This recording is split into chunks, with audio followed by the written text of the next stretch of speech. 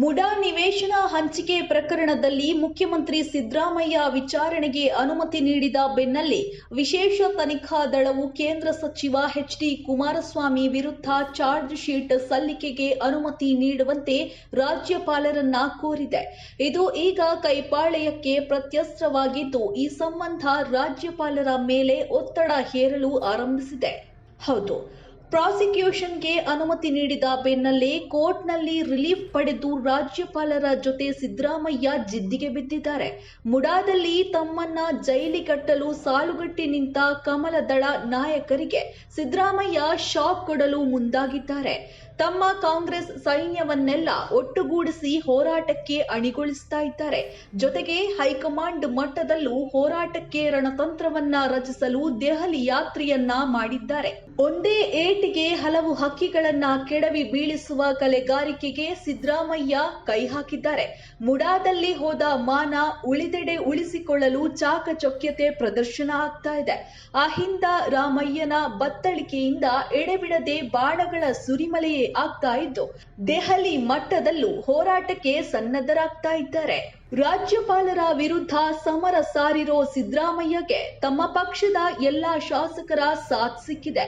ನಿನ್ನೆ ಸಚಿವ ಸಂಪುಟ ಸಭೆಯ ಬಳಿಕ ನಡೆದ ಕಾಂಗ್ರೆಸ್ ಶಾಸಕಾಂಗ ಪಕ್ಷದ ಸಭೆಯಲ್ಲಿ ಒಗ್ಗಟ್ಟಿನ ಹೋರಾಟದ ತೀರ್ಮಾನವಾಗಿದೆ. ಈ ಸಭೆಯಲ್ಲಿ ಇಡೀ ಪ್ರಕರಣದ ಬೆಳವಣಿಗೆ ವಿವರಿಸಿದ ಸಿಎಂ, ನಾನು ಯಾವುದೇ ತಪ್ಪು ಮಾಡಿಲ್ಲ, ನನ್ನನ್ನು ಪ್ರತಿಪಕ್ಷಗಳು ಟಾರ್ಗೆಟ್ ಮಾಡ್ತಿವೆ ಅಂತ ಶಾಸಕರಿಗೆ ಮನವರಿಕೆ ಮಾಡಿಕೊಟ್ಟಿದ್ದಾರೆ. ಇದಲ್ಲದೆ ಎಲ್ಲಾ ಶಾಸಕರು ಒಗ್ಗಟ್ಟಿನಿಂದ ಸಿದ್ದರಾಮಯ್ಯ ಬೆನ್ನಿಗೆ ನಿಲ್ಲೋದಾಗಿ ಶಪಥ ಮಾಡಿದ್ದಾರೆ. ಇದೇ ನಿಟ್ಟಿನಲ್ಲಿ ಸಿಎಂ ಸಿದ್ದರಾಮಯ್ಯ ಮತ್ತು ಡಿಸಿಎಂ ಡಿಕೆ ಶಿವಕುಮಾರ್ ದೆಹಲಿ ಯಾತ್ರೆಯನ್ನ ಮಾಡಿದ್ದಾರೆ. ನನ್ನ ಮೇಲೆ what offence that I have committed, ಏನಾದ್ರು ಎಂಕ್ವೈರಿ ನಡೆದಿದ್ದೀಯ ನನ್ನ ಮೇಲೆ, ಒಂದು ರಿಪೋರ್ಟ್ ಇದೆಯಾ, ಅಥವಾ ನಾನು ಆದೇಶ ಮಾಡಿರತಕ್ಕಂಥದ್ದು ಇದೆಯಾ, ಲೆಟರ್ ಬರೆದಿರೋದು ಇದೆಯಾ? ಏನೂ ಇಲ್ಲ. ಏನಾದ್ರು ಇದೆಯಂದ್ರೆ ನೀವು ಹೇಳಿಯಪ್ಪ ನೋಡೋಣ, ಯಾವ್ದಾದ್ರು ತೋರಿಸಿ ಒಂದು. ಏನಾದ್ರು ಏನ್ ಪ್ರಭಾವ ಹೆಂಗ್ ಬೀರ್ತೀನಿ? ನಾನು ಮಿನಿಸ್ಟರ್ ಆಗಿದ್ನಾ? ಚೀಫ್ ಮಿನಿಸ್ಟರ್ ಇದ್ನಾ? ಆತರ ಹೇಳ್ತಾರ್ರಿ, ಇಟ್ಟಂಡ್ರನ್ ಕೇಸ್ ಅಲ್ವಾ? ಕುಮಾರಸ್ವಾಮಿ ಯಾವಾಗ ಇಲ್ಲಿ ಅಸೆಂಬ್ಲಿ ಒಳಗಡೆ ಇಲ್ಲಿ ಎಂತ ಪೆನ್ ಅದು, ಪೆನ್ ಡ್ರೈವ್ ಇಲ್ಲಪ್ಪ, ಪೆನ್ ಡ್ರೈವ್ ಯಾವತ್ತು ಕೂಡ ಯಾವ ಅಲಿಗೇಷನ್ ಕೂಡ ಲಾಜಿಕಲ್ ಎಂಡ್ಗೆ ಇವತ್ತಿನವರೆಗೆ ಕುಮಾರಸ್ವಾಮಿ ತಗೊಂಡು ಹೋಗಿಲ್ಲ. ನನ್ನ ಹತ್ರ ದಾಖಲಾತಿ ಇದೆ ಬಿಡಪ್ಪ.